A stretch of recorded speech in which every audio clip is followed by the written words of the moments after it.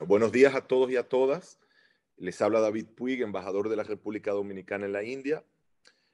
Es un gran placer darles a todos la bienvenida a esta conferencia del doctor Oscar Pujol sobre la Bhagavad Gita.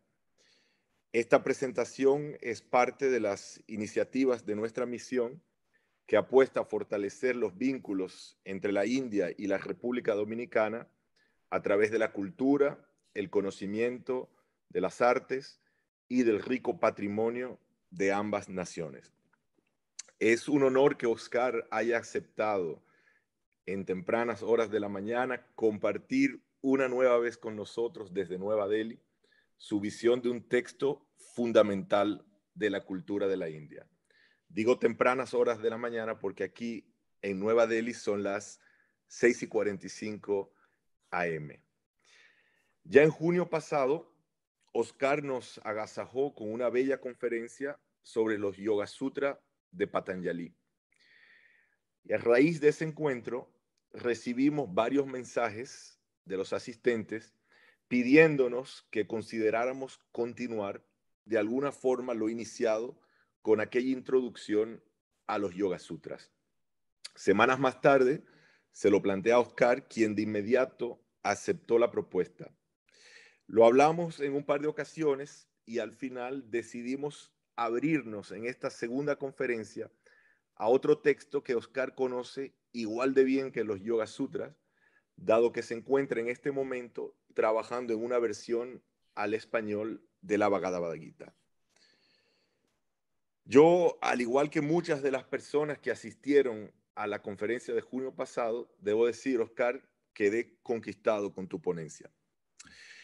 Y mirando de manera retrospectiva este año y medio de pandemia, de encierro, de duelo también, me doy cuenta que hemos tenido la suerte de encontrar en medio de esa, digamos, angustia, pequeños momentos luminosos, playas de tranquilidad, tiempo para conversar con otros o con uno mismo y encuentros intelectuales como el que tuvimos en junio, que han sido posibles gracias al giro que le hemos dado a la tecnología.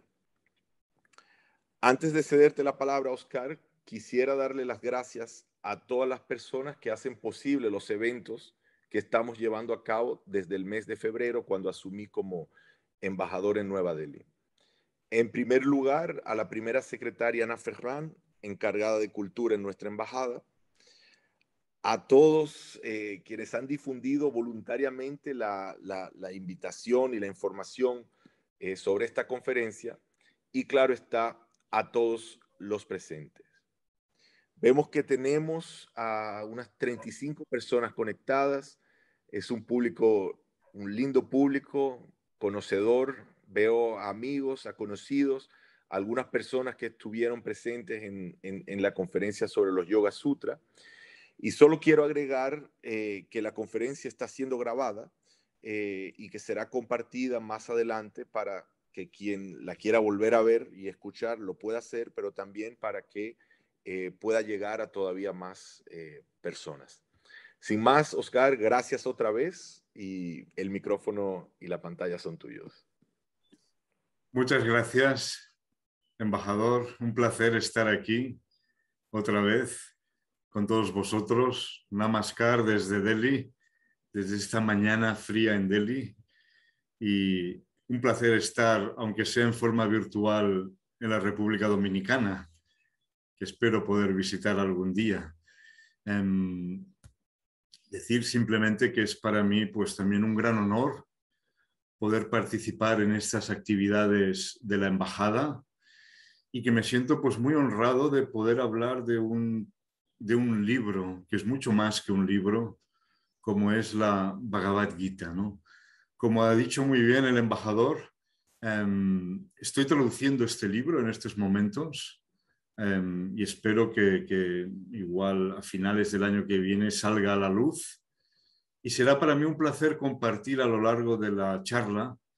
Voy a leer bastante, pues me gustaría que sintieseis un poco cuál es el estilo de la Gita, aunque no todos los versos que voy a leer están igual de maduros, ¿no? Algunos están ya listos, otros están todavía en el proceso de elaboración.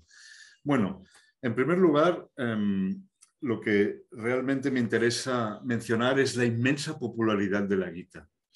Si hay algún libro que pueda ser considerado como la Biblia del hinduismo, sin duda alguna, es la Gita. Es el libro quizás más conocido de toda la literatura clásica de la India, ¿no? Además, es un libro que fue comentado por muchos grandes maestros tradicionales, Shankara, Ramanuja, Abhinavagupta, Madhva, Madhusudan Sarasvati, Gyaneshvara, etcétera, etcétera. Y tiene un montón de más de 200 comentarios en sánscrito y en idiomas vernáculos sobre la Gita, pero también ha sido libro de cabecera para maestros indios contemporáneos, solo para mencionar unos pocos: Aurobindo, Tilak, el mismo Gandhi, Vinoba, Chinmayananda. Y no solo esto, como muy bien sabéis, también muchos intelectuales europeos han escogido la Gita como un libro importante. Aldous Huxley, Henry David Thoreau, Oppenheimer, Emerson, Carl Jung, Hermann Hesse, y el embajador David Puig me hizo notar, yo no lo sabía, que incluso Francisco Madero, protagonista de la Revolución Mexicana, vegetariano, presidente de México, escribió comentarios sobre la Bhagavad Gita. Por lo tanto, estamos ante un libro de una inmensa popularidad. Y para empezar, me gustaría simplemente, de un modo rápido, decir por qué es tan popular este libro. Yo he estado intentando buscar razones para ello, pero el primero es que es un libro redondo, como decimos en español en España, ¿no? Es un libro perfecto, no es muy largo ni excesivamente breve, tiene 700 versos y una gran variedad de temas dentro de esos 700 versos. Un segundo motivo, yo pienso, es que realmente tiene a dos personajes fascinantes, Arjuna y Krishna. Y la relación entre Arjuna y Krishna es de múltiples niveles, no es unidireccional, porque ellos, en primer lugar, son amigos de infancia, y luego se convierte en discípulo maestro, es también un consejero para Arjuna en la batalla del Mahabharata, y al final, en la misma Bhagavad Gita, se da cuenta Arjuna de que está hablando con Dios. O sea, es una situación muy, muy curiosa. Imaginad que vuestro amigo de infancia descubrís que es Dios. Parece algo realmente sorprendente. Y esto lo refleja Arjuna en uno de los versos de la Bhagavad Gita que voy a leer, cuando le dice: pensando que eras mi amigo, cualquier cosa que bruscamente te dijese por descuido o familiaridad excesiva, va a Krishna, va a Yadava, va a amigo, sin conocer esta tu grandeza, o si a modo de burla te he humillado en el juego, en el descanso, sentados o en la comida, estando solos o en compañía, te pido perdón a ti, el inescrutable. Arjuna se da cuenta que su amigo de infancia con el que jugaba es la misma divinidad, y en este verso pues le pide perdón, ¿no? Por si ha hecho algo que no se debía hacer al mismo Dios. Por lo tanto, es una relación realmente muy sorprendente. Otro motivo es que la Gita forma parte de la épica nacional de la India, el Mahabharata.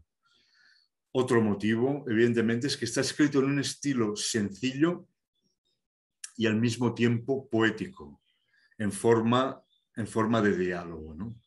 El verso que forma la Gita se llama en sánscrito Anushtup, o también otro nombre popular en sánscrito para este verso es Shloka. Es un verso, es el más simple de la literatura sánscrita, equivale un poco al romance español, y son 4/4 de 8 sílabas. O sea, en total el verso tiene 32 sílabas. Y a mí me gustaría un poco que oyeseis cómo suena en una recitación tradicional que yo aprendí en Benares, ¿no? La recitación es la siguiente. Asochan anusochas tuam prajña vadancha bhashase gatasuna gatasuncha nanusochanti panditaha nachaiva navavishyama sarve vayamata param dehinosmin yata dehe kaumaram yauvanam jara tata dehantara praptir dirastatra namuhyati matras parshastu kaunteya shitoshna sukha dukkadaha. Bueno, esta es una forma tradicional. No sé si se oye bien, no sé si sentís, hay un gran ruido de pájaros de la mañana india.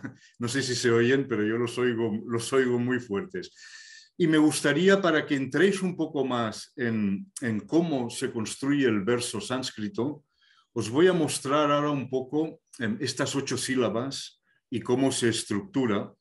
Voy a compartir la pantalla y veréis un poco cómo se recita y cómo realmente...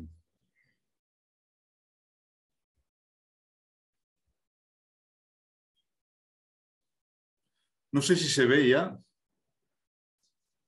Bien, esto es un poco lo que he recitado. Y os voy a mostrar, lo he puesto en diacríticos, asochan, anusochas, tuam. Aquí hay el primer cuarto del verso, lo que en español llamamos cesura. Hay 8 sílabas y luego seguimos. Prajña badancha bhashase, gatasuna gatasunscha, nanusochanti panditaha. Y para que veáis mejor la estructura del verso, este es el verso más popular del Mahabharata y también el verso más popular de toda la Gita. Prácticamente, yo diría que el 90% del Mahabharata está escrito en este tipo de verso. Y para que veáis aquí la división en cuartos y la división en sílabas, os lo pongo para que entendáis cómo se cuentan las sílabas. Estos 1, 2, 3, 4, 5, 6. Voy a recitarlo al mismo tiempo y seguirlo con el cursor. Asochan, anusochas, tuam. Aquí se hace la pausa. Prajña badancha bhashase, gatasuna gatasunscha, nanusochanti panditaha. Bueno, solo os quería mostrar un poco para que conocéis un poco más de cerca la estructura de los versos y la forma sánscrita de los mismos. Voy a dejar de compartir la pantalla. A ver si ahora... Muy bien. Y volver a nuestra exposición.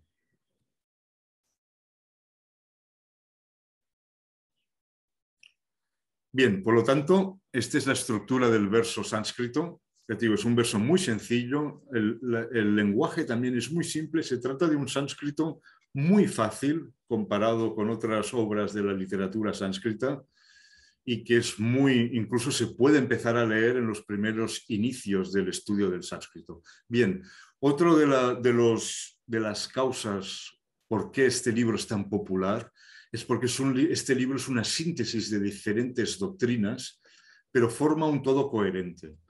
¿Qué doctrinas encontramos ahí? Especialmente las Upanishads, el Vedanta, el Sankhya y la doctrina de una nueva escuela que es la religión devocional, que empieza a perfilarse justamente en los siglos que se supone se compuso la Gita, que no me gusta poner fechas, la historia es nuestro mito.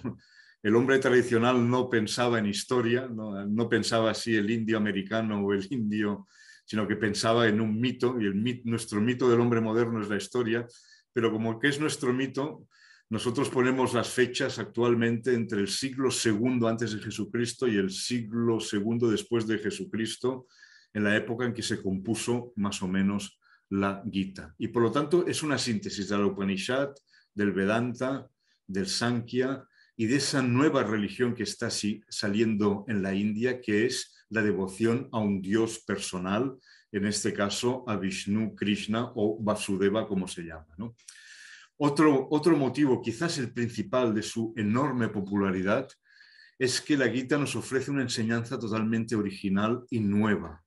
Cierto que se perfila un poco en las Upanishads, pero realmente hasta la Bhagavad Gita no encontramos tan bien perfilada la doctrina del Karma Yoga, que sin duda alguna quizás el mensaje más importante de todo el libro. Incidentalmente me gustaría deciros que quizás la palabra que más veces sale en la Gita, la he contado unas 150 veces, es la palabra karma. La segunda palabra, quizás más importante, unas 110 veces que sale en la Gita, es la palabra yoga. Y quizás la tercera palabra también más frecuente es la palabra dharma. Y por lo tanto me interesa esto, que es otro de los motivos por lo cual este libro es tan popular, es que se trata de un libro eminentemente práctico. Es cierto, hay filosofía teórica, hay metafísica, hay ontología, también hay ética, aunque yo mantengo que no es un libro de ética, aunque empiece con un problema ético y algunas partes de la Gita nos hablen de ética, y no es ética en el sentido que entendemos por ética, es un libro de yoga.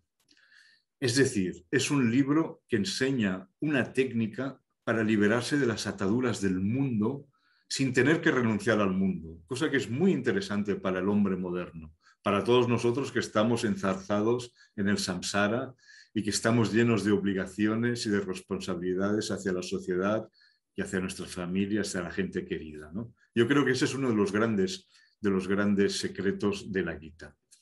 Otro motivo es que no es un libro dogmático, es un libro que está abierto a múltiples interpretaciones. Y de hecho los maestros indios a veces tienen lecturas contradictorias, incluso conflictivas de un mismo verso. Y finalmente diría que es un libro que respira tolerancia. Y eso es también la tradicional tolerancia hindú, la encontramos muy bien representada en la Gita. Paso a leer algunos versos como ejemplo de esta tolerancia del libro. Dice la Gita: cualquier forma que cualquier devoto desee adorar, yo le otorgo una fe inquebrantable para esa forma en particular. Dotado de esa fe, se dispondrá a rendir culto a esa forma.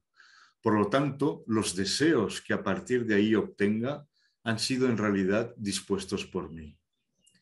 Por otro lado, aquellos devotos que llenos de fe sacrifican a otros dioses, ellos también a mí solo ofrecen su sacrificio, aunque sea de una forma no prescrita.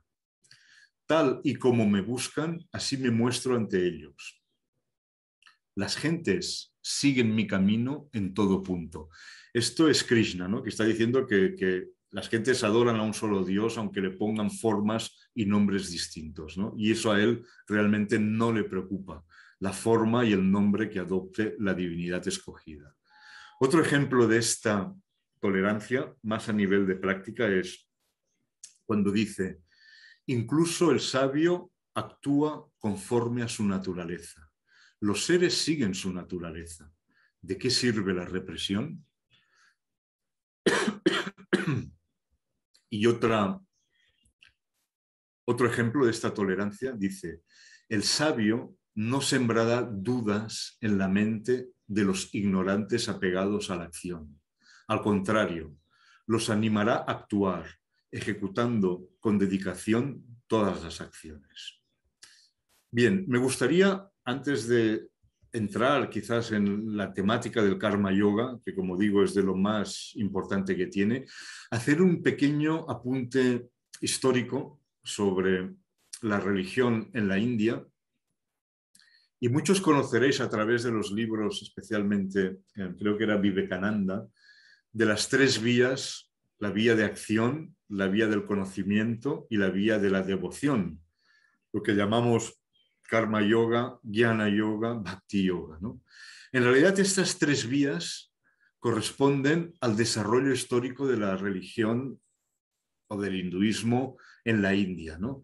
La primera, la vía de la acción, que se llama en sánscrito pravritti, es la vía activa, se corresponde con, le diríamos, con los primeros Vedas, especialmente con los 4 Vedas y con los Brahmanas. Y de nuevo, para poner fechas, estamos hablando de un periodo de la India que va desde el 1500 hasta aproximadamente el 800 antes de Jesucristo. Aquí tenemos una idea de la religión como afirmación. La religión es para conseguir la prosperidad en este mundo. En esa época eran grandes rebaños de vacas, familia, descendencia. Había necesidad de casarse para poder realizar el sacrificio védico. Un hombre célibe, sin estar casado, no podía realizar ese sacrificio porque era una religión del hombre casado, de la familia. Era muy importante tener hijos. Tener hijos era casi una forma de ser inmortal, de perpetuar, tener hijos, nietos y continuar así.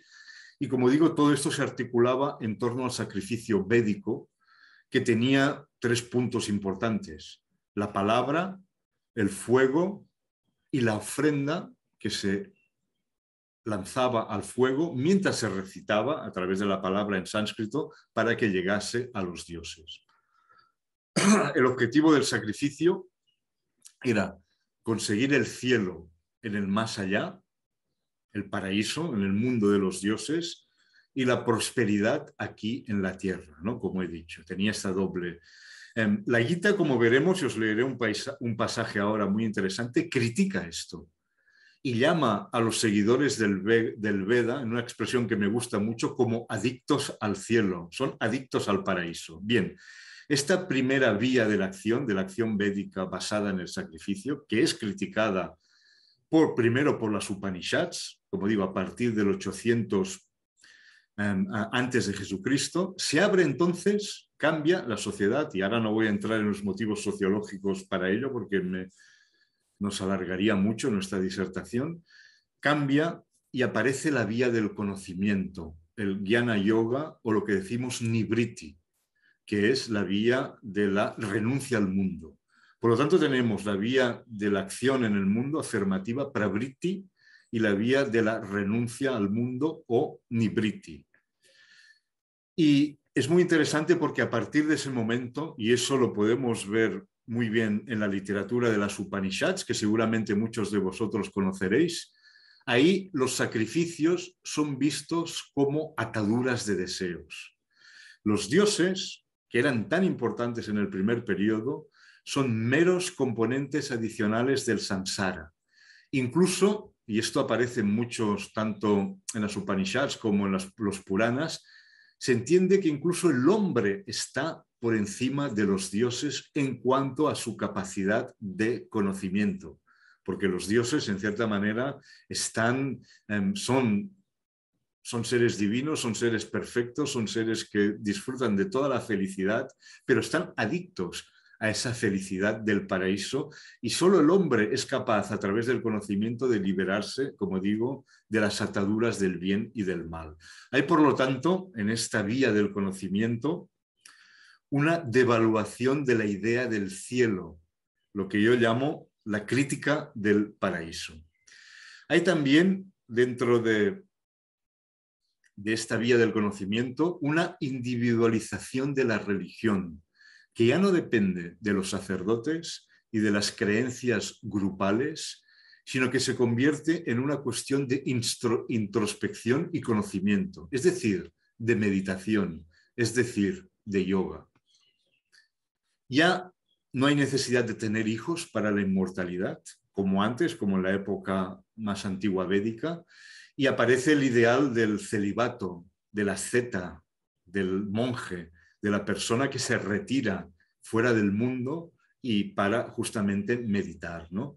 Y encontramos en los textos, en las Upanishads, este contraste entre la vida en la aldea, o en la pequeña ciudad, y la vida en la selva o en la montaña, entre el ciudadano y el ermitaño. Os paso a leer un fragmento que es realmente sorprendente, ¿no? Como esta crítica interna dentro de la propia tradición india del mismo Veda, ¿no? Que por otro lado es tan sagrado y tan importante. Paso a leer pues unos versos de la Gita en la que se critica a esta gente que están totalmente adictos al cielo. Dice Es Krishna el que habla, ¿eh? Casi todo el rato es Krishna el que habla. Dice, hijo de Prita, los ignorantes, entregados a la doctrina del Veda, lanzan floridos discursos, afirmando que no hay nada más allá del paraíso. Están llenos de deseo, son adictos al cielo y a sus innumerables ritos, cuyo karma es la reencarnación y su objetivo el poder y los placeres. Aferrados al poder y los placeres, con la mente arrebatada por esos discursos, no consiguen el pensamiento resuelto que conduce a la contemplación, al samadhi. El Veda tiene por objeto los tres guna. Arjuna, libérate de estos tres y más allá de la dualidad, firme en la pureza del intelecto, siendo dueño de ti mismo, abandona el deseo de adquirir y poseer. Para un brahman iluminado, el Veda tiene el mismo sentido que una alberca de agua en un lugar inundado. Ved la propiedad de esta metáfora. Para un brahman iluminado, el Veda tiene el mismo sentido que una alberca de agua en un lugar inundado. Es decir, una alberca, no sé si utilizáis esta palabra en la República Dominicana, es decir, una balsa, un estanque de agua, ¿no? Una alberca de agua en un lugar inundado no hace ni bien ni mal, no sirve para nada, ¿no? No es que sea mala, pero tampoco tiene ninguna utilidad. Lo mismo sucede con el Veda para los hombres de conocimiento. En la época, como he dicho, de la Bhagavad Gita aparece, por lo tanto, la vía del conocimiento nos es muy familiar, nos es muy conocida. Está muy bien ejemplificada en las Upanishads, está muy bien ejemplificada en el budismo y está muy bien ejemplificada en la práctica del yoga. Ahora bien, alrededor, como digo, de los primeros siglos antes de Jesucristo, aparece en la India una nueva forma de religión, que es la religión que para nosotros es la forma más común para el cristianismo, es decir, la devoción a un Dios personal.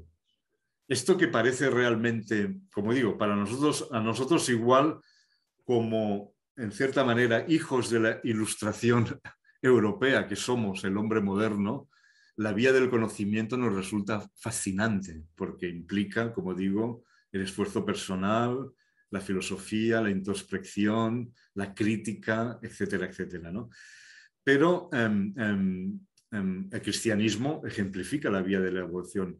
Pero a mí siempre me gusta decir que Dios llega tarde en la historia de la religión, porque la vía de la devoción es relativamente moderna, como digo, alrededor de las eras de los siglos anteriores a Jesucristo. Y la vía de la devoción tiene esa facilidad que te libera del peso del conocimiento y de la enorme responsabilidad del individuo solitario practicando la meditación para liberarse de las impurezas de la ignorancia y del karma.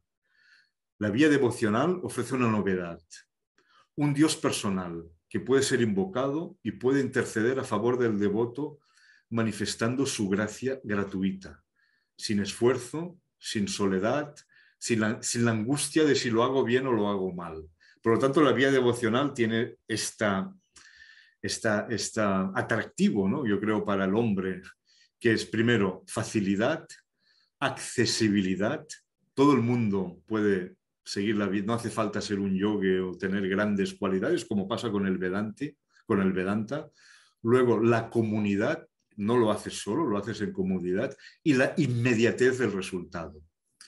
A veces la vía del conocimiento, como todos los practicantes de yoga saben, puede producir también un ensanchamiento del ego y una carencia emotiva si uno está en soledad. Y esto pasaba mucho con los monjes, también los monjes cristianos, ¿no? Por lo tanto, quería decir simplemente esto, ¿no? Y me parece una nota interesante. Lo interesante de la Gita realmente es que va a hacer esta síntesis entre la vía del conocimiento, la vía devocional, pero va a añadir el karma yoga a la vía devocional. Y esto es algo único. Esto es algo que realmente no encontraremos quizás en ningún otro texto. Bien, lo que nos dice la Gita, pues, es que la verdadera renunciación no es la renunciación externa de las cosas, sino la renunciación interna. Necesitamos comida, ropa, medicinas, necesitamos de las cosas y de la riqueza para subsistir.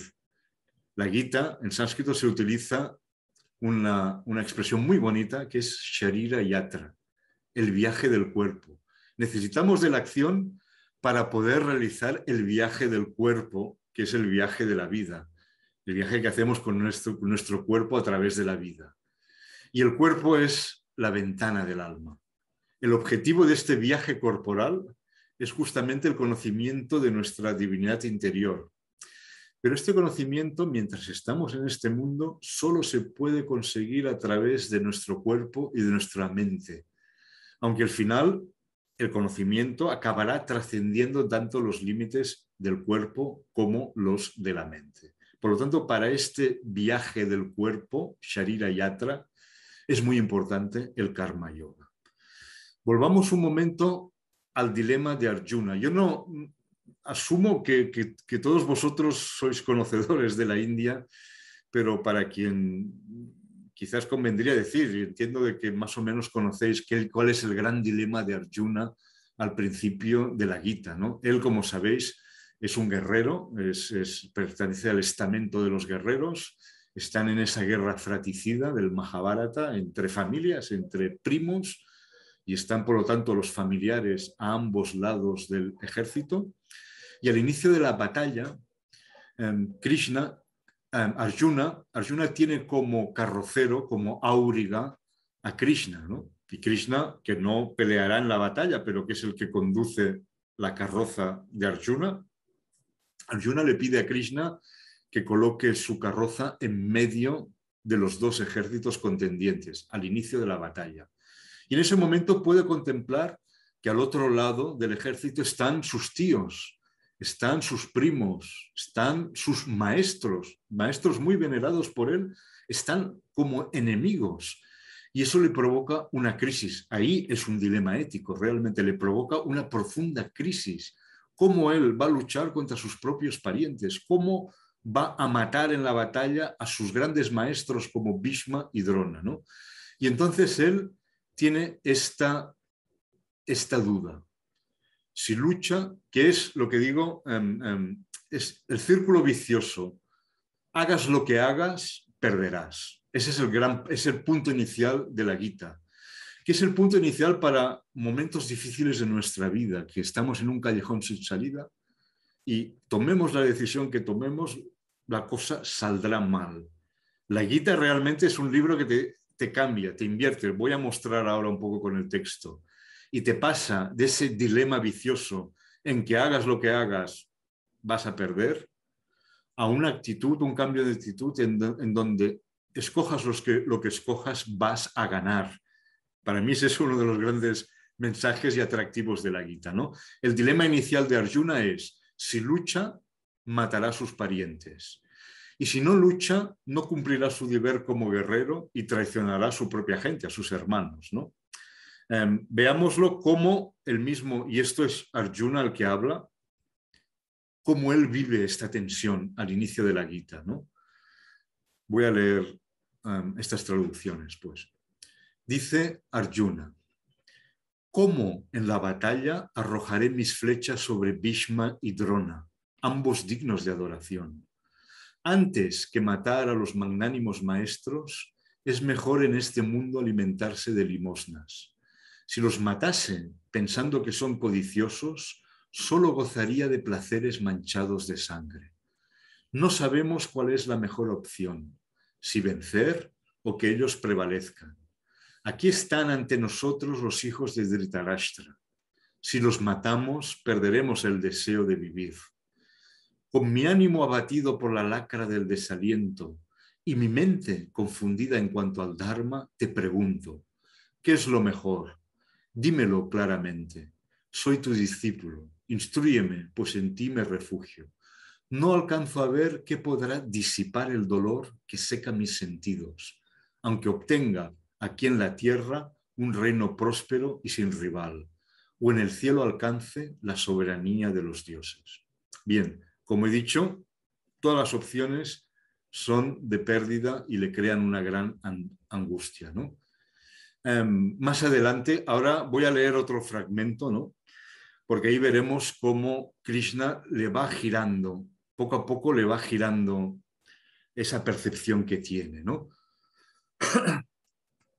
Leo de nuevo, ¿eh? Más adelante Krishna le dice: si mueres, alcanzarás el cielo. Si vences, disfrutarás la tierra. Levántate, pues, Kaunteya, y disponte para la lucha. Ecuánime ante el placer y el dolor, la ganancia y la pérdida, la victoria y la derrota. Apréstate para la lucha y no incurrirás en falta alguna. Dice, esto se ha explicado desde el punto de vista del conocimiento. Aprende ahora este saber desde el punto de vista del yoga. Aquí el yoga se refiere al karma yoga, ¿no? Equipado con esta sabiduría, te desprenderás de las ataduras del karma. En este caso, ningún esfuerzo es en vano. Tampoco se producen efectos contrarios. Basta un poco de este dharma para salvarte de un gran temor.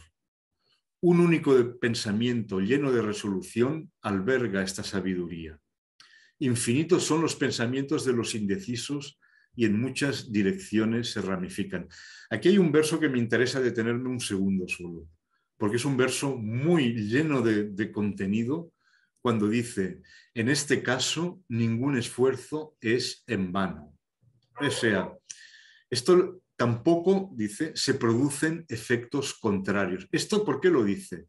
Lo dice porque a la hora de ejecutar el sacrificio védico, si te equivocas haciendo el sacrificio, tienes que volver a empezar, porque no surgirá el efecto, ¿no? Esto es de nuevo una crítica al sacrificio védico.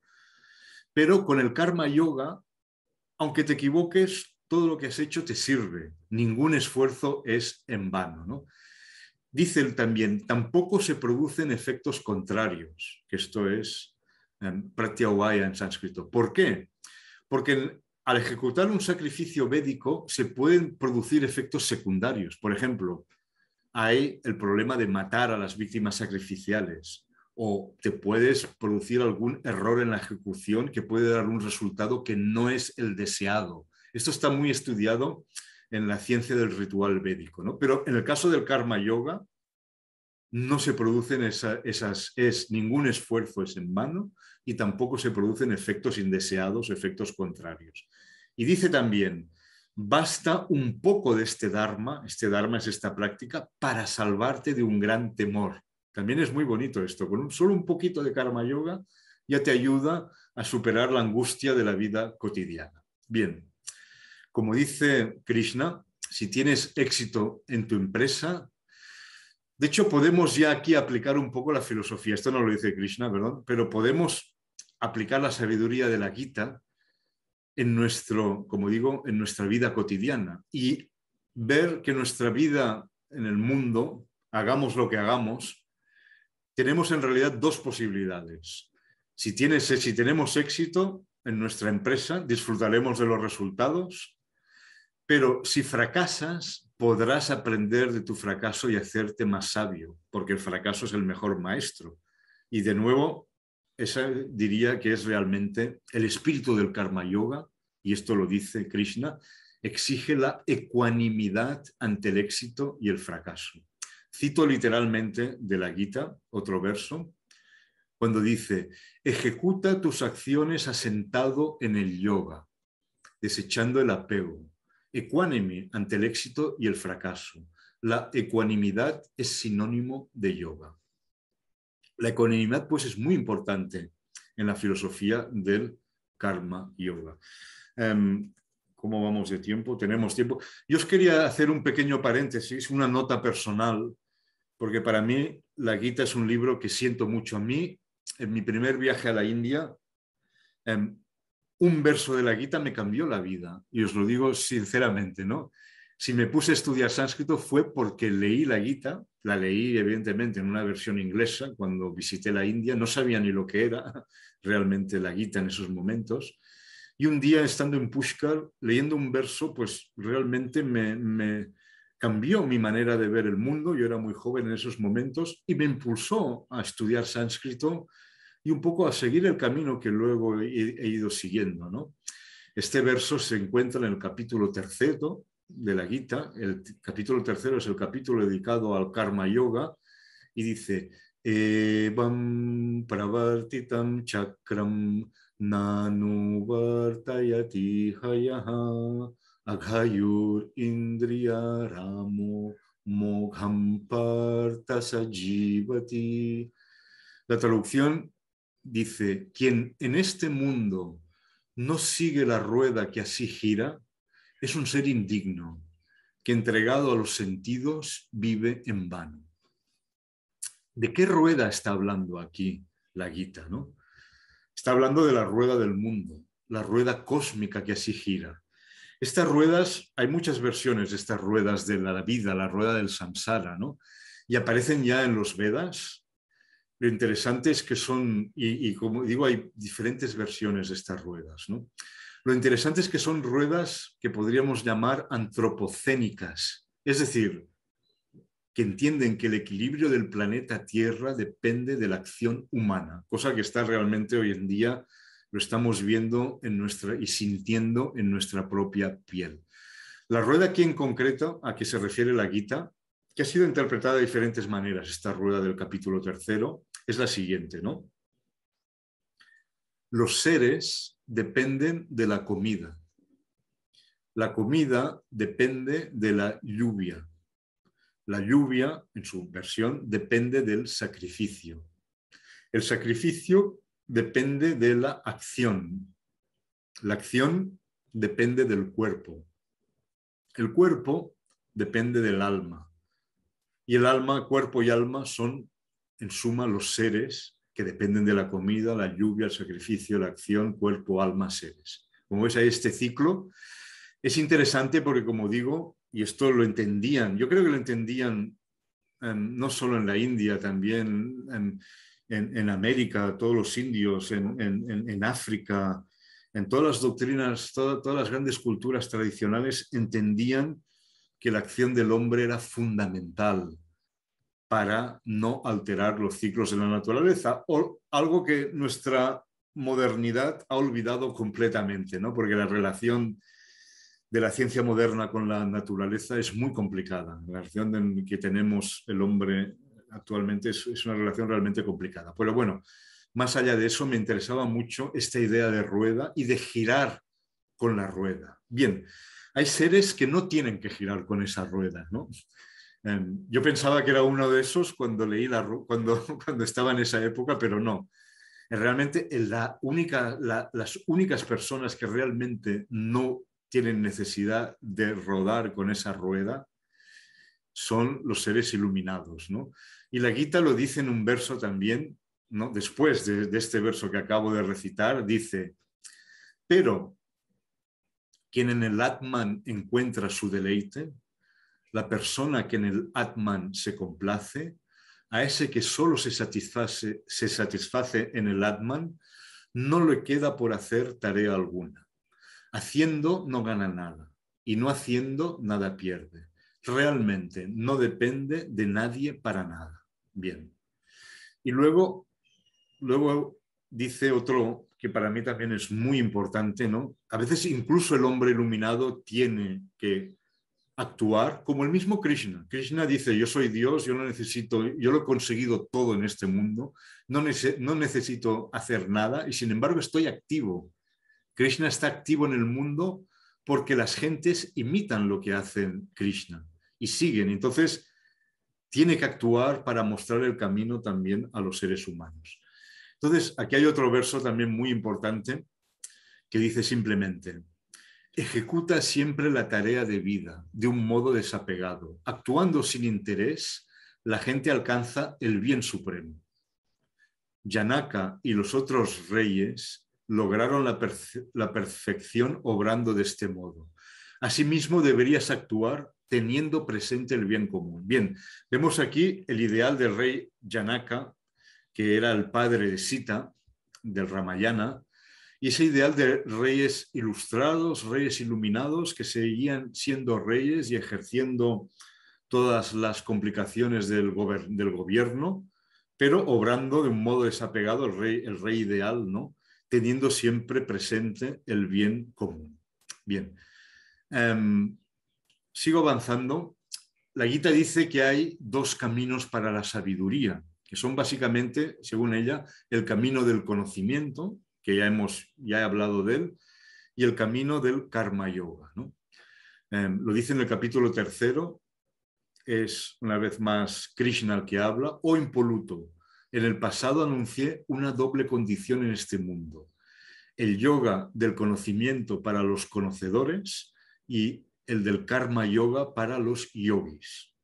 El hombre de conocimiento es un hombre, como se dice en sánscrito, avyakula indriya, es decir, de sentidos aquietados, de sentidos calmados. Es un hombre sereno, es un hombre tranquilo, ecuánime. Para el común de los mortales, para todos nosotros que somos vyakula indriya, que tenemos nuestros sentidos inquietados, alborotados, precisamente la Gita nos ofrece el karma yoga. Y ahora entro de lleno, quizás en el tema principal, que es el karma yoga. La clave del karma yoga está expuesta en 4 versos del capítulo 3, que voy a leer primero de seguido y luego los analizaremos uno por uno, ¿no? Estos versos son los siguientes. Y del capítulo 3, del verso 4 al verso 7, para quien tenga ahí alguna versión de la Gita, son muy importantes, y dice: con solo renunciar a la acción no se alcanza la no acción, ni se obtiene la perfección con la mera renunciación. En realidad, nadie puede ni por un momento permanecer inactivo. Una actividad continua está siendo inevitablemente ejecutada por las energías de la naturaleza primordial. Aquel que, controlando los sentidos de la acción, se sienta a meditar, recreando en su mente los objetos de los sentidos, es un hipócrita que se engaña a sí mismo. Sin embargo, Arjuna, sobresale la persona desapegada, que con la mente controla los sentidos y al mismo tiempo emprende con los órganos de la acción la práctica del karma yoga. Vamos a ver verso por verso porque tienen mucha miga. En primer lugar dice: con solo renunciar a la acción, que es karma en sánscrito, no se alcanza la no acción, que es akarma aquí. No, aquí es naishkarmya, perdón, el original es naishkarmya. Vuelvo a decir, con solo renunciar a la acción no se alcanza la no acción, ni se obtiene la perfección con la mera renunciación. Vemos, en primer lugar, una triple división: acción, inacción y no acción. ¿Qué son estos 3 términos importantísimos para entender? La acción es la de la persona ordinaria, que trabaja esperando un resultado: sueldo, recompensa, ganancia, promoción en su carrera. Y la acción normal, la habitual, la que todos conocemos, es de 2 tipos: sat karma, buena acción, una buena obra, y vikarma, que es la mala acción o la mala obra, que producen respectivamente buen karma y mal karma, ¿no? Dice un verso de la Gita, para que entendamos la naturaleza de esta acción, ¿no? Buscando el éxito de sus acciones, sacrifican aquí a los dioses. En el mundo humano rápidamente se obtiene el resultado de la acción. Esto es algo que todos podemos comprobar, ¿no? Trabajamos para conseguir un resultado y cuando lo obtenemos, pues seguimos trabajando. Bien, esto es la acción. La inacción aquí se refiere a la pasividad, la persona que no hace nada, el quietismo. Y la inacción es inferior a la acción. Esto es muy importante. La inacción, esta pasividad, el ser pasivo, es inferior a la acción. Dice también la Gita, el 3.8, dice: ciertamente, disponte a actuar, ya que la acción es superior a la inacción.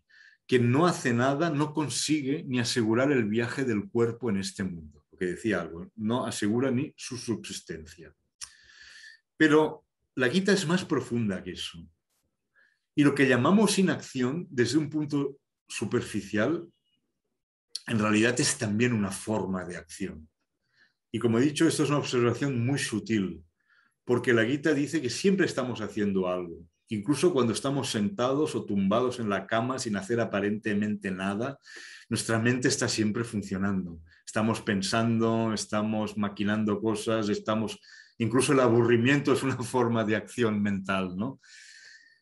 Y dice en este verso que ya he leído, en realidad nadie puede ni por un momento permanecer inactivo. Una actividad continua está siendo inevitablemente ejecutada por las energías de la naturaleza primordial. Aquí las energías son los gunas. No tenemos tiempo, ¿no? Los gunas son sattva, rajas y tamas. Yo creo que muchos de vosotros habéis oído hablar de estas tres energías, la blanca, la roja, la negra, la luminosa, la activa y la oscura. No podemos ahora entrar en ello, es en sí una teoría del Sankhya, pero que viene de los Upanishads y que es muy interesante. Y no sé si hablamos el otro día cuando hablamos del yoga, ¿no? Pero a través de esas tres energías se puede explicar el mundo entero, esto según las Upanishads, ¿no? Bien, en realidad pues es muy importante que nunca en realidad permanecemos inactivos, siempre estamos pensando o incluso cuando dormimos en sueño profundo, diría la filosofía india. Bien, vayamos al último de estos versos para entender. Aquel que controlando los sentidos de la acción se sienta a meditar, recreando en su mente los objetos de los sentidos, es un hipócrita que se engaña a sí mismo. Aquí nos habla de los sentidos de la acción. Esto es muy importante. La Gita, siguiendo en general la filosofía india, nos habla de 10 sentidos. 10 son los sentidos de la acción, 5 son los sentidos de la acción y 5 los sentidos del conocimiento o de la percepción.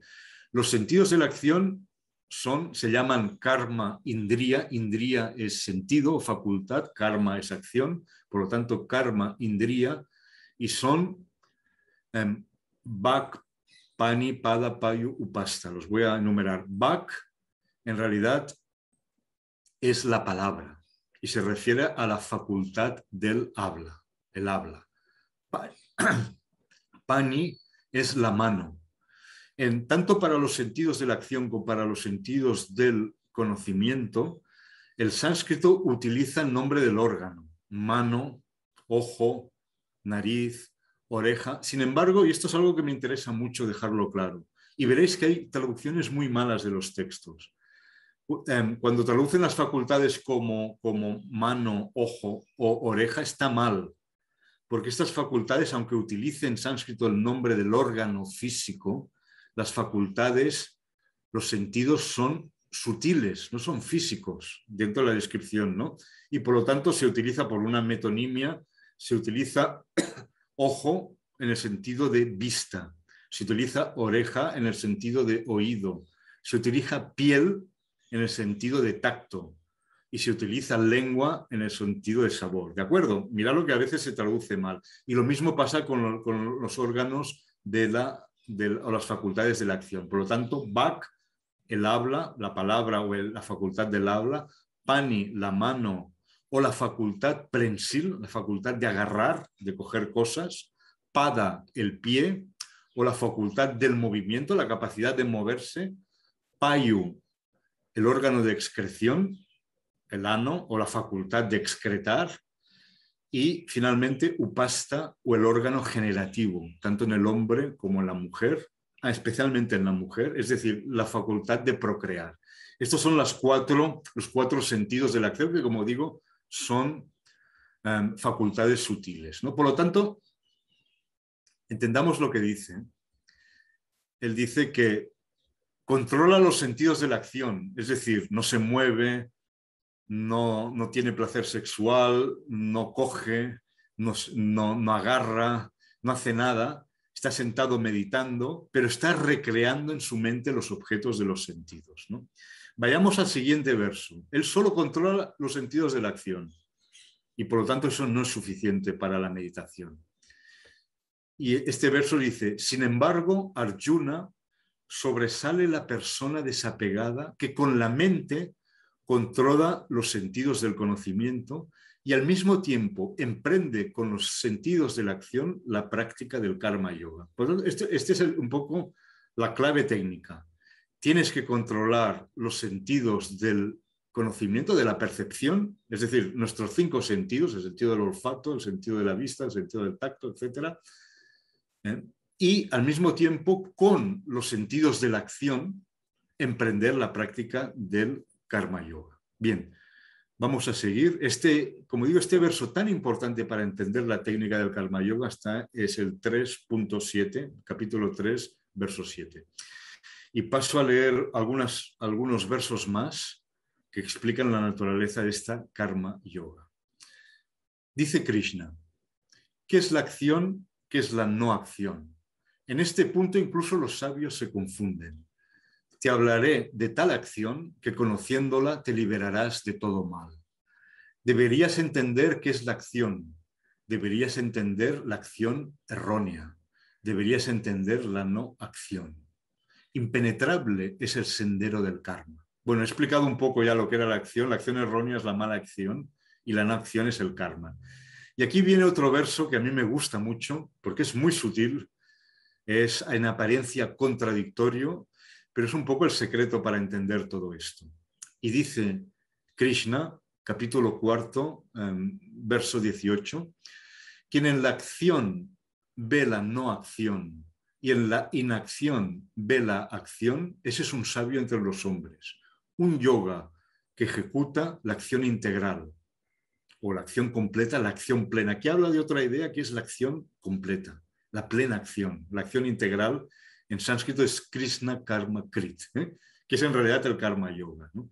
Pero volvamos, quien en la acción ve la no acción y en la inacción ve la acción. ¿Qué quiere decir esto? Es decir, que cuando tú ejecutas tus acciones cotidianas, sean las que sean, en el ejercicio de tu profesión, ejecutas de modo ecuánime, renunciando a los frutos de la acción, sin esperar más allá del éxito y del fracaso y sin apego a los resultados, estás actuando, pero es como si no actuases, desde el punto de vista de la atadura kármica. Es la no acción real, es akarma, es naishkarmia, como se dice, ¿no? Por lo tanto, quien en la acción ve la no acción, porque está actuando en modo de karma yoga, y en la inacción ve la acción. Es decir, nos referimos al practicante de meditación, o en general no solo meditación, es el ser que se cree falsamente moral, falsamente religioso, se cree que él, y en realidad está lleno de deseo, como ha dicho esos seguidores del Veda, ¿no? En la inacción estaba sentado, aparentemente no hacía nada, pero ve la acción porque el hombre está pensando en los objetos de los placeres. Ese es un sabio entre los hombres. Muy bien, me interesaba mucho este contraste. Sigo con el texto de la Bhagavad Gita. Son reflexiones en torno, esto es todo el capítulo 4, y nos habla de la forma, pues, de ejecutar este karma yoga. Abandonando el apego por el fruto de la acción, siempre satisfecho e independiente, aunque esté ocupado en actuar, en realidad no hace nada. Libre de falsas esperanzas, de cuerpo y mente controlados, habiendo renunciado a todas sus posesiones, ejecutando la acción solo de una forma física, no incurre en falta alguna. Satisfecho con lo que encuentra al azar, más allá de la dualidad, libre de envidia, ecuánime ante el éxito y el fracaso, aunque actúe, no se ata a sus acciones.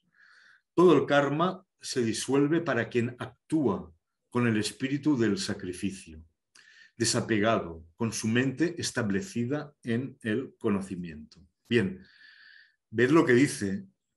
La palabra libre de falsas esperanzas es una traducción, no hay ninguna traducción perfecta. En sánscrito es nirashis, que quiere decir sin esperanzas. Y yo comentando, es libre de ilusiones, sin ilusiones, pero no desilusionado. Eso es muy importante de tenerlo en cuenta. Voy a leer otro verso de la Gita, que es uno de los más conocidos aquí en la India. Aquí todos los indios lo recitan, ¿no? Y que es un verso que realmente puede chocar al principio, pero como digo, es uno de los más populares, ¿no? Lo contrario es Karmani Eva Dikaras Tema Faleshu Kadachana. Y digo, los indios lo recitan constantemente. Y la traducción es la siguiente. Tienes derecho a la acción, pero no sus resultados. No dejes que el fruto de la acción sea tu motivo y al mismo tiempo no te abandones a la indolencia. Claro, para nosotros, o sea, lo que está diciendo aquí, dice simplemente, cuando dice tienes derecho a la acción, se puede decir que tú, tu jurisdicción, tu campo, tú controlas tu acción, pero nunca controlas los resultados. Nunca sabes si realmente lo que haces saldrá bien o mal, ¿no? Y es esa forma de respetarle, que tú tienes derecho a la acción, pero los resultados, en cierta manera, no te pertenecen, ¿no? Pero a pesar de ello, podías caer en la indiferencia. Bueno, como no sé si esto, si saldrá bien y saldrá mal, pues no hago nada. Y por eso dice, no te abandones, a pesar de eso tienes que actuar. Y paso a leer algunos versos más, muy interesantes. Dice, la acción es inferior al yoga del conocimiento. Refújate en el conocimiento. Desdichados son los que solo buscan resultados. Esto me parece una frase genial en nuestros días en que we are all resulted oriented, ¿no? Todos, y tenemos que buscar los resultados, ¿no? Si no, nuestros jefes realmente no estarán muy felices con nosotros, pero internamente, íntimamente, dice, desdichados son los que solo buscan resultados. Si solo estás por resultados, nunca alcanzarás la felicidad en este mundo. Y permitirme ya para ir cerrando esta charla, llevamos ya una hora, estaréis ya cansados. Voy a leer algunos versos más de la Gita. Estos son del capítulo 2. Aquí y ahora el hombre de conocimiento abandona las buenas y las malas obras. Por lo tanto, practica el yoga, pues el yoga es la felicidad en la acción. Los hombres de conocimiento desechan el fruto que nace del karma y liberados de las ataduras del nacimiento alcanzan un estado libre de aflicción. Cuando tu intelecto cruce la ciénaga de la ilusión, dejarás entonces de interesarte por lo que dicen y lo que dirán. Alcanzarás el yoga cuando tu mente, confundida por lo que dicen, permanezca firme e inamovible en la contemplación, en el samadhi. Muchas gracias y espero que aquí termine esta charla. No sé si tenemos tiempo para preguntas. Muchas gracias, Oscar. Sí, creo que tenemos tiempo. Bueno, aquí estamos empezando el día. Los que nos deben decir si tienen el tiempo son los que se encuentran en Santo Domingo. Allá son las pasadas las 10 de la noche, pero yo creo que después de haberte escuchado, habrá definitivamente ánimo para comentarios, preguntas. Así que abro el micrófono para los participantes. Pueden tomar la palabra o, como lo hicimos eh, la vez anterior, escribir por el chat y yo puedo leer las preguntas. Aquí veo algunos comentarios, te dan las gracias. Y alguien escribe, excelente charla, me encantó, pero vamos a dar un minuto para que se puedan formular las preguntas.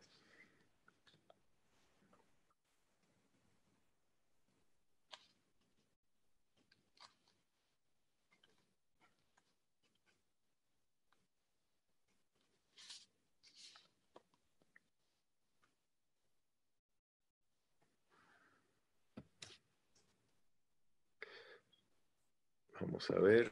Si no, yo te hago también una preguntita. Oscar, todavía nadie se anima. Eh, hay que romper el hielo. Sí, yo lo Que que... tengo- ah, Sí, no, es que ha sido tan completa la charla sobre el karma yoga que quedó todo dicho, ¿no? Y es muy agradable escuchar todas esas estrofas del Gita, ¿no? es encantador. Yo me quedé fascinado escuchándolo sin parar, cautivado completamente de principio a fin. Pero en realidad, preguntas, comentarios, bueno, nada prácticamente, ¿no? Porque es que eh, ahí se dijo prácticamente todo, ¿no? Sobre el tema de la acción, puesto que Arjuna tenía la duda de si actuar o no ante tal situación de que tenía que matar a sus parientes. Y,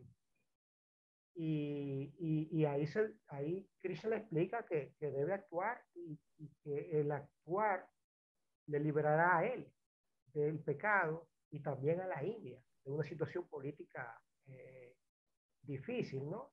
Porque los primos de Arjuna habían robado el poder, ¿no? Por la fuerza y Arjuna tenía que recuperarlo, ¿no? Para implantar, digamos, el buen gobierno.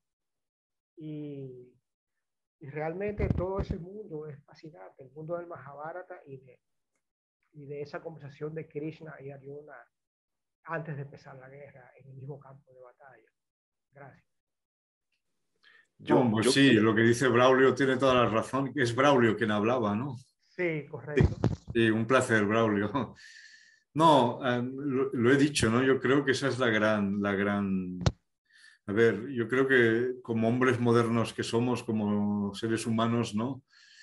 Yo creo que tenemos una dificultad grande, no podemos renunciar al mundo, ¿no? Yo te digo, antes de la Gita o renunciabas al mundo o estabas metido en él, ¿no? Y la Gita para mí te ofrece una tercera vía, una salida. Esto a veces en el budismo y en algunas, y en el Vedanta también, hay como para liberarte te has de hacer monje o te has de irte al monasterio, ¿no? Entonces, claro, somos muy pocos los que podemos abandonar la vida activa e irnos, o solo lo podemos hacer ya cuando nos jubilemos, ¿no? Entonces, la Gita te ofrece realmente algo inmediato que tú puedes practicar pues, mientras estás yendo a tu trabajo y eso me parece para mí, por eso ha inspirado a tanta gente, ¿no? Realmente por eso ha inspirado a tanta gente y por eso Gandhi lo utilizaba también como su libro de cabecera. Tú sabes que yo tengo el comentario de Gandhi sobre el Bhagavad Gita. Él escribió un comentario también. Sí, muy interesante. Pero él desmonta todo el elemento belicista, tú sabes, y lo pone lo enfoca desde la no violencia. Muy interesante. Buenas noches. Mi nombre es Cecilia. Me gustaría hacer un comentario o pregunta. ¿Me escucha? Sí, perfectamente, Cecilia. Yo entiendo que en todas las enseñanzas espirituales siempre hay como el significado literal, el significado, pero atrás de eso hay un significado profundo que realmente solamente los verdaderos buscadores que se comprometen a decodificar el significado, pues pueden tener acceso a él. Es como las perlas están en el fondo del océano. Para uno poder tener las perlas, uno tiene que bucear. Hay que irse a lo profundo. Y el Gita, para mí, en el sentido literal, pues tiene la representación de la guerra, Arjuna con su duda, porque realmente se encuentra ante la situación de que va a matar a sus familiares y a sus amigos, ¿verdad? Pero en el significado profundo, yo lo veo así como cuando dicen como es arriba es abajo, ¿verdad? Yo veo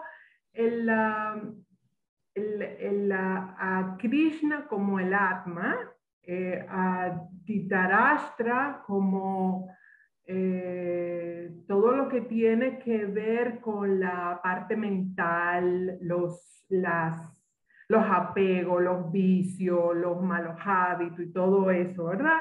Y como, fíjate, o sea, cuando Krishna le dice a Arjuna que se pongan en el medio del campo de batalla, es como si estuviera lo bueno y lo malo, cada uno de un lado.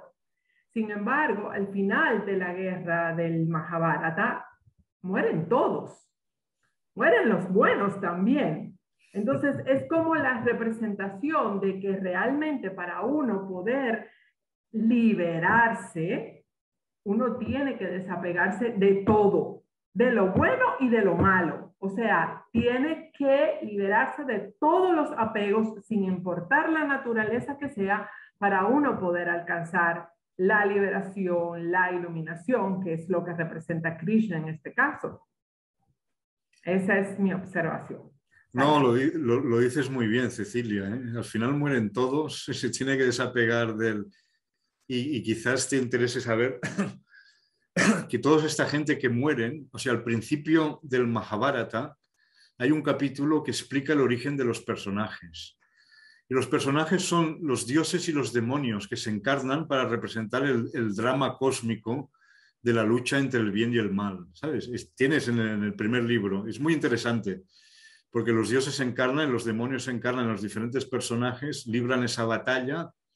Al final, no sé si es muy interesante porque y como tú dices, y la Gita lo dice también, hay que desembarazarse tanto de las buenas obras como de las malas obras. Y por eso digo que la Gita va más allá de la ética, ¿no? La ética es el ejercicio del bien, ¿no? Es cómo comportarse bien. Pero la Gita es mucho más que eso. Es realmente, y eso es una enseñanza, también lo dice, es una enseñanza en el fondo, aunque secreta, es una enseñanza, o sea, decir que hay que ir más allá del bien y el mal es peligroso. Pensarlo bien también, ¿eh? Porque eso nos coloca en una...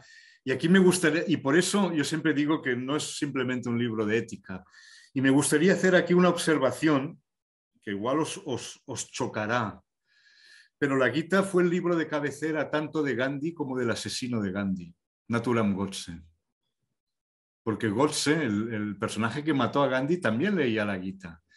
Incluso algo más sorprendente, ¿no? La Gita ha tenido muchos detractores, ¿eh? Amartya Sen criticó la Gita. Hay gente que critica la Gita precisamente si no se la entiende bien, por ese aspecto, ¿no? No sé si sabíais que Heinrich Himmler, el famoso nazi culpable del holocausto y del genocidio, era un gran admirador de la Gita, llevaba la Gita siempre consigo y justificaba el holocausto citando versos de la Gita. Hay algunos versos muy famosos en el capítulo 2 que dice ni mata ni es matado, ¿no? Entonces relativiza un poco el tema de la muerte. Y entonces esto yo lo he visto incluso citado en películas, en thrillers de Bollywood, en que el malo, el villano, el asesino cita este verso de la Gita para justificar los asesinatos. Bien, digo todo esto porque realmente, y la Gita dice también, creo que es en el capítulo nuevo, que esta es una enseñanza secreta, es un gran secreto. Es lo que tú has dicho, Cecilia, ¿no? Si se toma superficialmente puede ser incluso peligrosa. De aquí la importancia del iniciado, etcétera, etcétera, ¿no? Porque esa parte que va más allá del bien y del mal hay que entenderla muy bien y no tomarla en el sentido de que es licencia para hacer cualquier cosa. Pero bueno, más allá de estas curiosidades, ¿no? Me parece interesante y estoy totalmente de acuerdo con lo que has dicho, Cecilia. Y recordad que el Mahabharata representa el drama cósmico, la lucha entre demonios y dioses, que es una lucha perpetua, es una lucha también interna. De hecho, es muy interesante, la palabra Dios en sánscrito, Deva, significa tanto Dios como sentido, ¿de acuerdo? Y hay una correspondencia entre nuestros sentidos y los dioses. Y eso en la Gita también se ve muy bien, el significado profundo de los dioses. No, los dioses nos dan los placeres, porque son los sentidos los dan placeres, ¿no? Pero nosotros estamos, nuestra buddhi, nuestro intelecto está por encima de los dioses, y su función es precisamente controlar estos dioses que están en el interior de nuestro cuerpo. Bueno, no quiero alargarme más. Oscar, alguien pregunta, de la Rosa, pregunta cómo usted describiría a Krishna. Y bueno, yo creo que Krishna se describe él mismo, ¿no? En la Gita. Gran parte de la Gita, bueno, hacia el final de la Gita, ¿no? Él trata de explicarle a Arjuna quién es, ¿no? O sea, y qué tipo de ser es, porque no es un ser común, precisamente. Entonces, no sé si ahí tú tienes... Bueno, Krishna, hay muchos Krishnas, ¿no? Hay muchos Krishnas en el Mahabharata, ¿no? Y luego, posteriormente, tenemos también el Krishna niño, muy adorado en la India, el Krishna vaquero, el Krishna erótico incluso con las gopis, tenemos el Krishna rey, tenemos el Krishna diplomático, el Krishna consejero, pero en la Gita Krishna es el gran maestro. Y también es el dios cósmico, ¿no? Aquí no he leído, el capítulo 11 es fantástico, es totalmente diferente. Otra cosa buena de la Gita, ahora me he centrado mucho en los primeros capítulos, ¿no? Del Karma Yoga, ¿eh? Hay, por ejemplo, Ramanuja, pero tú tienes capítulos que son cosmológicos, en donde aparece la persona divina como el Dios es el universo entero y describe a Krishna en términos como la persona suprema, y es muy interesante, ¿no? A ver, Krishna, por lo tanto, Krishna es tanto el Dios personal como el Purusha, la persona cósmica que se identifica con el universo entero, pero evidentemente su rol primordial en la Gita es el maestro amigo que, como digo, te saca del callejón sin salida y te pone la opción en el, como dicen los chinos, en el win-win que decimos hoy en día, ¿no? En el que hagas lo que hagas, pues vas a tener éxito, porque es solamente un cambio de actitud mental, ¿no? Hay un par de preguntas más y bueno, alguien pidió que leyeras un poco más en sánscrito y tal vez creo que eso podemos dejarlo Para el final, para el final, exacto. como Dice, despedida. yo quisiera pedirle al señor Oscar que vuelva a recitar algún verso en sánscrito, se escucha divino. Entonces, eso vamos a dejarlo para el final. Pero hay una pregunta de Jyoti Sharma, nos siguen también, no sé si desde la India, pero nos siguen, Dios. Dice, si no tenemos expectativas para hacer algo en nuestra vida, ¿cómo vamos a motivarnos? Y yo creo que ese es realmente un poco uno de los nudos, ¿no? del karma yoga, porque da la impresión que nos pide desdoblarnos, ¿no? O sea, que nos pide tener cierta forma de actuar antes de la acción, cierto entusiasmo, la energía para actuar y para hacer las cosas, pero que nos pide ser otros al momento después de actuar, ¿no? Después para controlar, digamos, nuestras reacciones después de la acción. Entonces da la impresión que nos pide ser dos personas diferentes, ¿no? Y entonces creo que esa pregunta va por ahí. No, tú lo has contestado, David, perfectamente. Es exactamente la clave, ¿no? Evidentemente que tenemos que estar motivados, ¿no? Pero tenemos, como dice David, desdoblarnos, actuar a dos niveles diferentes, ¿no? Hay un verso que está en el Hitopadesha que me gusta, que ejemplifica esa actitud, ¿no? Dice que tenemos que ganar dinero pensando que somos inmortales, ¿de acuerdo? Y tenemos que practicar el Dharma como si la muerte nos tuviese agarrado por los pelos. ¿Entiendes? Hay un desdoblamiento. Evidentemente, hemos de estar motivados, ¿no? Jyoti tiene toda la razón. Y por eso dice que no caigas en la indolencia, en la desmotivación. Evidentemente, por un lado somos personas en el mundo, pero por otro lado somos seres espirituales más allá de este mundo.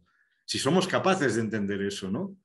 Y dice, y la Gita, he leído el verso, ¿no? No te apegues a la inacción. Si tú realmente no eres capaz de entender la vía espiritual, olvídate de ella. Eso lo dice en varios lugares, ¿no? Y dedícate a actuar, y dedícate a conseguir tus resultados y olvídate de toda la línea espiritual. Pero no caigas, como digo, lo que más critica la Gita es el quietismo que llamamos en español, la pasividad. Eso es lo peor. Es mejor ser una persona normal, entregada a los placeres y con codicia de dinero y riquezas, que ser un hipócrita, un falso religioso, ¿no? Entonces, eso es otro de los mensajes y lo dice específicamente, ¿no? Es mejor ser una persona... Por lo tanto, nada de desmotivación, no se trata de desmotivarse, ¿eh? Y es mejor primero ser una persona en el mundo que renunciar a todo y no hacer nada. Pero es el desdoblamiento que decía David la clave. Carmen Julia escribe, su conferencia me reafirma mi aspiración de que algún día en todos los países, en las escuelas y universidades, se estudien los diferentes textos sagrados. Hay tanta riqueza en todos. Y eso es, creo, un elogio a tu conferencia, Oscar. Y Divya, vamos a darle la palabra. Dice, me gustaría comentar algo del capítulo 2. Adelante, Divya. Buenas noches y muchísimas gracias a Oscar y a David, por supuesto. Yo me gustaría mencionar sobre lo que ha dicho, creo que era Cecilia, con respecto a, que luego ha comentado el señor Puyol, de que en el capítulo 2 se habla sobre cómo muchas personas que han matado se han justificado en este capítulo, ¿no? Más sin embargo, cuando yo estudié por primeras veces la Gita, una de las cosas que más me inspiró fue entender que ya en aquel entonces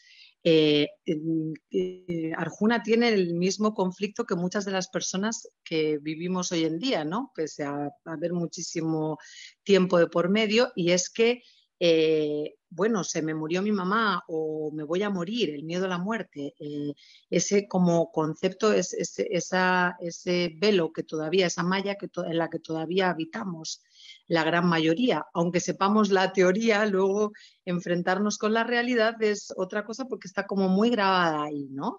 Y pese al pasar de los años y que el conocimiento está ahí, eso perdura. Entonces a mí me inspiró mucho y es uno de los textos que más recomiendo siempre que en alguien habita este conflicto en su corazón, es que, bueno, pero fíjate que Krishna le dice a Arjuna que no importa que él vaya a la guerra y que él mate a quien sea, porque en realidad no eres tú quien mata. Que no hay forma de matar porque todo es inmortal, por un lado, pero que por otro lado, al final, haciendo tú lo que tienes que hacer, en realidad, siempre que sea lo que habita en tu corazón y que tú creas justo, el resultado final, que eso es lo que decía también el señor Puyol durante su conferencia, el resultado final no es tuyo. O sea, que muera o no muera no depende de ti. Y tú le puedes pasar por arriba con un camión o clavarle 3 flechas y no morirse y sobrevivir, o puede caerse el caballo, tener una mala caída y morirse. Y no va a depender de ti. Esto al final depende de una fuerza superior, de otra cosa, ¿no? Entonces eso también a mí me pareció muy como revelador, el poder... que sea siempre el Gita tan actual en el día de hoy en día, que eso es una cosa que me fascina del Gita, y también cómo poder conseguir ese consuelo de alguna manera, ese entendimiento, el consuelo desde el entendimiento, obviamente, desde un pequeño borrador de la malla, ¿no? Del malla.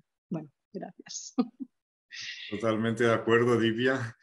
Yo siempre digo que el hombre moderno nació con una mirada amplia de la historia en el siglo V antes de Jesucristo, ¿sabes? Somos muy parecidos.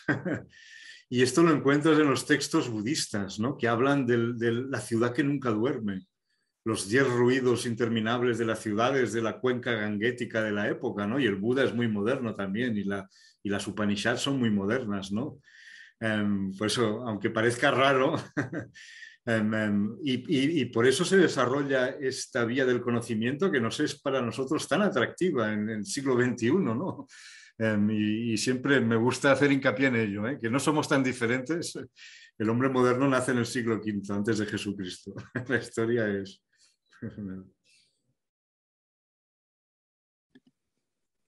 Alguien preguntaba, Oscar, sobre los versos que has citado, de dónde, cuáles son, me imagino, para volver a... Os puedo Ya, os puedo pasar los números más adelante. Los puedes pasar más adelante. Sí.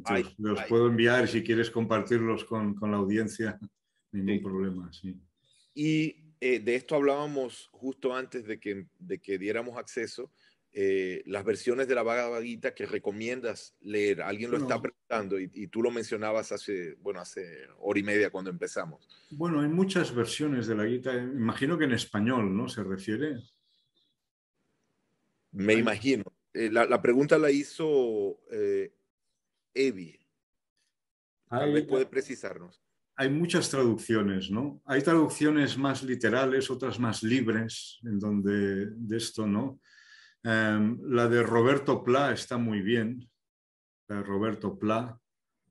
La de Tola también está muy bien, es fiel al texto, ¿no? Fernando Tola, que era peruano, creo, se encuentra por ahí. Y estas dos yo diría que son de las... Luego hay versiones más libres, la de Mascaró. Mascaró hizo una versión muy popular en inglés que luego se tradujo al español. Juan Arnau también ha hecho una versión libre, que también se lee muy bien, ¿no? Y obviamente, ahora aquí sí que voy a ser hombre de acción. Cuando salga la mía, pues espero que...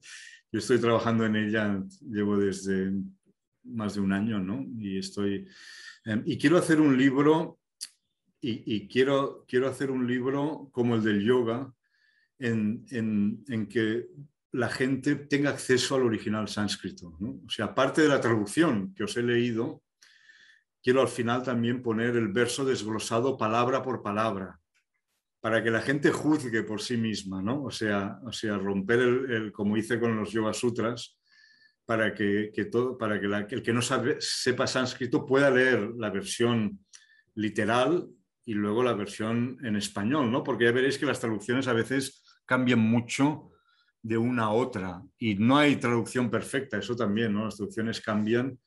Quiero hacer también un glosario, porque me parece muy importante, ¿no? Por eso siempre me gusta citar las palabras sánscritas. Al final del libro hacer un glosario de las palabras más importantes con las diferentes interpretaciones por los maestros tradicionales como Shankara, Ramanuja, Madhusudan Sarasvati, etcétera, ¿no? Y aquí veo la pregunta que contesto. Yo espero que la versión salga a finales del año, de aquí a un año. Si todo va bien, espero tener la lista y el editor también la espera. Tener la lista, espero que salga para Navidad del año que viene, si nuestro trabajo nos lo permite. Espero que sea así, está bastante avanzada. Pero bueno, eso es lo que puedo decir. Perfecto. Si no hay más preguntas o comentarios, creo que he visto todo lo que está en el chat, Oscar.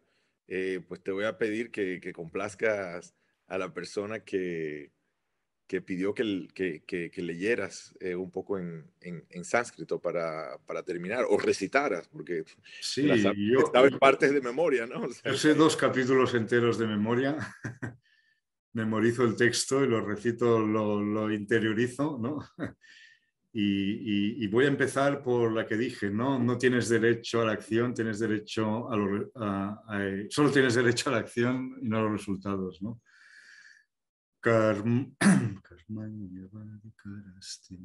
Karmanyevadikaraste mafaleshu kadachana makarma falaheturbur mate sangostva karmani yoga esta kuru karmani sangantyaktua dhananjaya siddhya siddhyo samo bhuttva samatvam yoga uchyate durena hyavaram karma buddhi yoga dhananjaya buddhau sharanam anvicha kripana falahetavaha karma jam buddhi yuktahi pranam gacchati dhanavaha nadveshti na sochati Mogham Partha Sajivati.